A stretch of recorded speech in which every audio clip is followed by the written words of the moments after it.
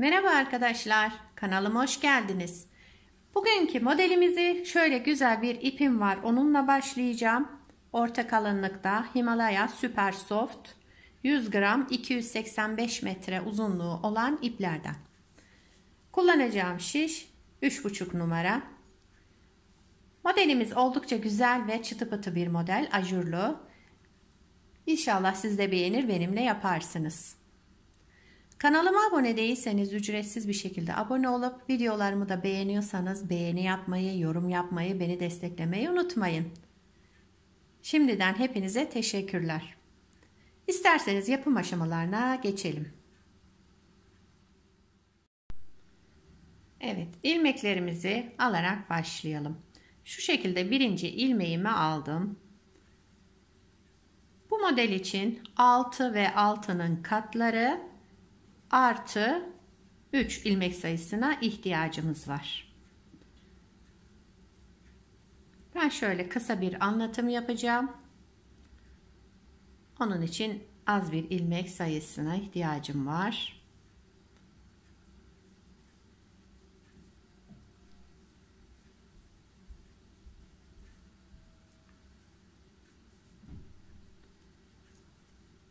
Modelimiz oldukça kolay ve güzel bir model.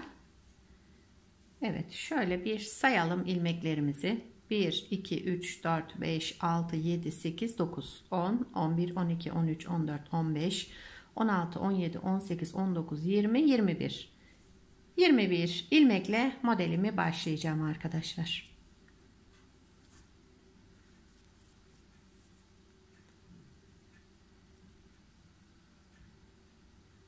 Şöyle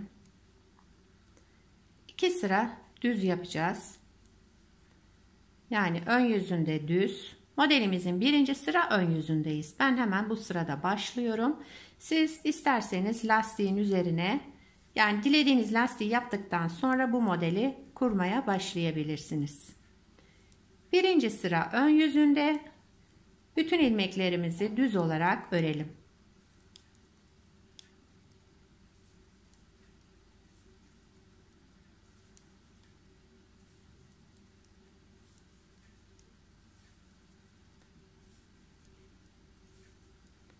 Sıra sonuna kadar düz ördüm. Kenar ilmeğimi de ördüm.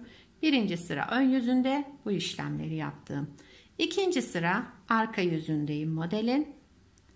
Kenar ilmeğimi örmeden aldım. Bir sıra ters yapıyoruz. Bütün ilmeklerimizi ters olarak örelim. İkinci sıra arka yüzündeyiz.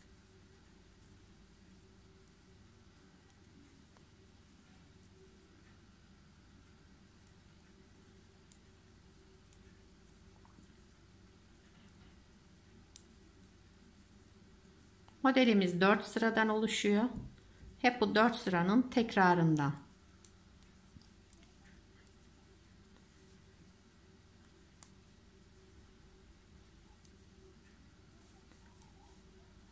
Evet. 3. sıra ön yüzündeyiz. Bakın şöyle 2 sıra düzümüz oluştu. Şimdi 3. sıra ön yüzündeyiz. Kenar ilmeğimi örmeden aldım. 1, 2. Kenar ilmekle 3 ilmeğim var. Düz olarak ördüm. Bir ilmek doladım. Şişime ipimi doladım. Sıradaki 3 ilmeği üçünü bir alarak düz ördüm. 3 ilmeği tek ilmeğe düşürdüm. Bir kez daha doladım. Burada eksilttiğim ilmek sayısı tekrar aynı sayıya döndü. Yani 3 ilmeği eksiltmiştim. Bu artırmalarla 3 ilmeğe tekrar çıkardım.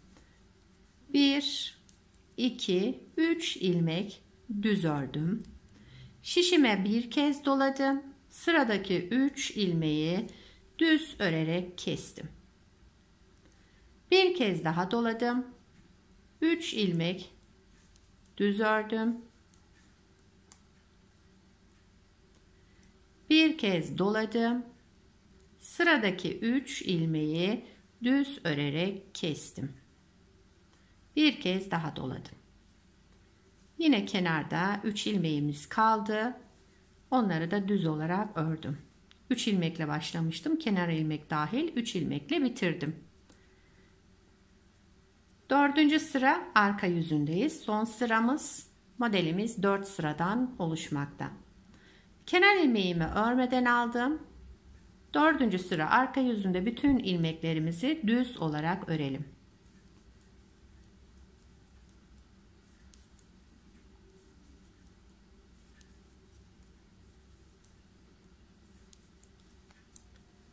Evet, sıra sonuna kadar düz olarak örüyorum.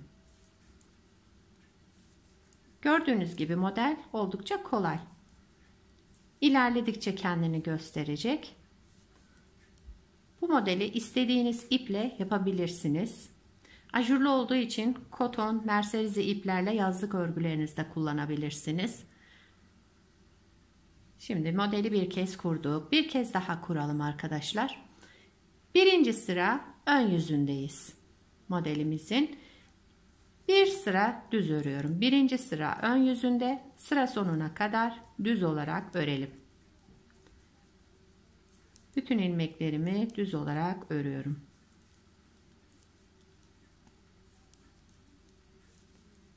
Evet.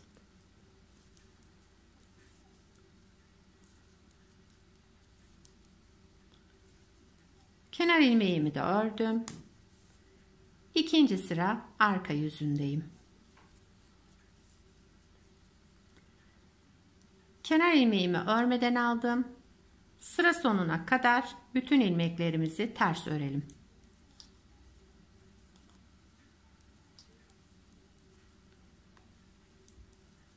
Modelin iki sırası böyle arkadaşlar. İlk sıra ön yüzünde düz, ikinci sıra arka yüzünde ters. Daha sonra şu ajurlu bölümü yapıyoruz. Üçüncü sırada, dördüncü sırada yine düz olarak bitiriyoruz modelimizi. Kenar ilmeğimi de ördüm. Üçüncü sıra ön yüzündeyim. Bakın model yavaş yavaş kendini göstermeye başladı. Üçüncü sıra ön yüzünde kenar ilmeğimi örmeden aldım. Kenar ilmeğinden sonra 2 düz, yani toplamda şu anda 3 tane ilmeğim var. Daha sonra bir kez doladım. Artırma yaptım, yani burada ajur yaptım. Sıradaki 3 ilmeği üçünü bir alarak düz ördüm. Bir kez daha doladım. Yani 3 ilmeği burada tek ilmeğe düşürmüştüm. Yanlardaki artırmalarla tekrar 3 ilmeğe tamamlamış oldum burada. İlmeğimizde eksilme olmadı. 3 ilmek düz ördüm. Bir ilmek doladım. Daha sonra 3 ilmeği üçünü bir alarak düz ördüm ve kesmiş oldum. Tek ilmeğe düşürdüm. Bir kez daha doladım. 3 ilmek düz ördüm. Düz olarak ördüm. Son kez yapalım. Bir kez doladım şişime ilmeğimi. Sıradaki 3 ilmeği düz örerek kestim. Bir kez daha doladım. Sonda kalan 3 ilmeğimi de ördüm. Üçüncü sıra ön yüzünde bu işlemleri yaptık. Bakın üst üste denk gelecek ilmeklerimiz, yaptığımız işlemler. Yani modelde kaydırma yapmayın. Şöyle göstereyim. Birinci modelde nasıl başladıysak ikinci de aynısını. Şöyle devam ediyor.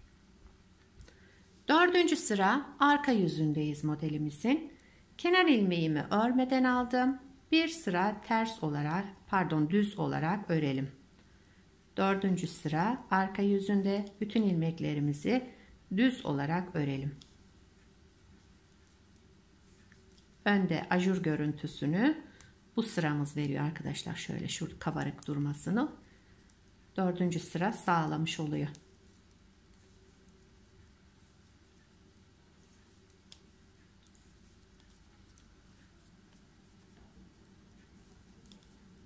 Bütün ilmeklerimi düz olarak ördüm.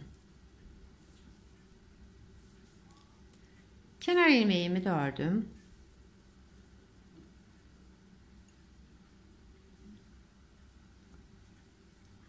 Bakın iki kez kurmuş olduk modeli. Modelimiz böyle ilerleyecek arkadaşlar. Modelimiz 6 ilmek ve katlarından oluşuyor. Sonuna 3 ilmek daha ekleyeceğiz. Şurada yaptığımız gibi bakın 6 6 6, şuraya da 3 ilmek ekleyince modeli böyle tam kurmuş oluruz. Model 4 sıradan oluşuyor. Ön yüzünde düz birinci sıra, arka yüzünde ters ikinci sıra ördük. Üçüncü sırada tekrar şu ajurlu kısmı yapıyoruz. Ondan sonra dördüncü sıra düz olarak örüyoruz arka yüzünde. Model bu kadar arkadaşlar. Özetlemiş olursak böyle. Evet. Bir de ilerlemiş halini size göstereyim. Bunu da daha önce yaptım. Aynı ip, aynı şişle ördüm. Bakın modelin ilerlemiş hali de böyle olacak. Bunu beraber yaptık.